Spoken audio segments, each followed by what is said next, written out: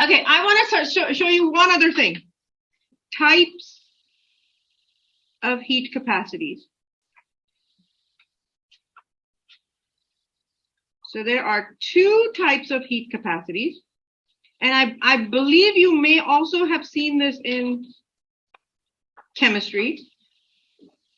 So there are two kinds. I'm going to put this in the middle. I thought that was intentional at first. No. You can't have any worse. You said you would. So there are only two. When work is zero and when work is not zero. When work is zero, what does that mean? Work is defined as PDV. When work is zero, what does that mean? Excellent.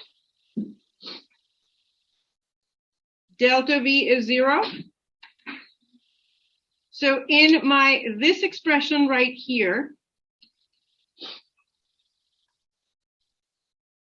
so I'm using this again. Guys, my orange expression, I'm going to put it back in.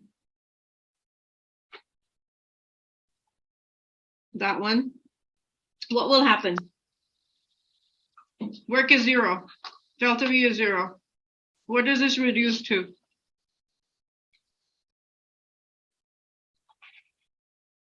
C is defined as delta U over delta T. Does it reduce down to that?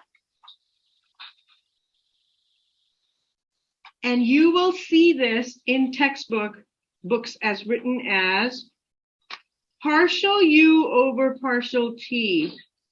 And those and these are not twos. Hey, it's been a while.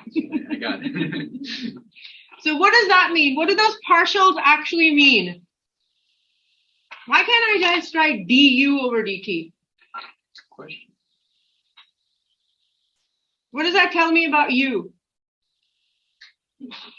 When do we use partials and when do we use d's?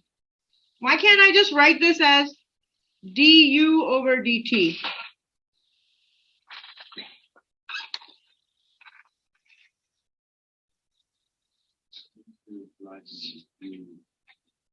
What does that tell me about u? Keep going. It's dependent on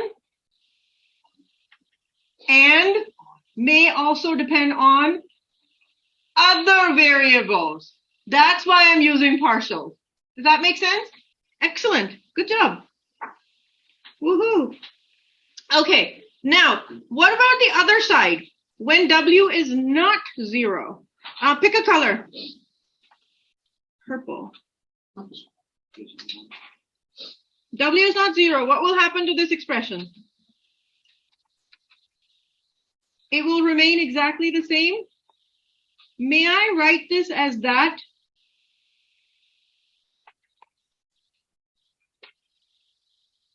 May I then write W as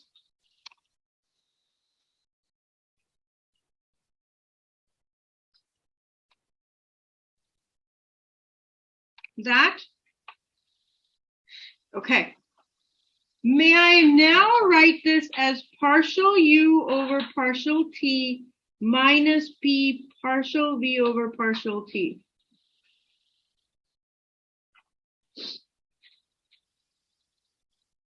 At constant pressures. And I want to show you another magic. I want you to add very bright color, thick too.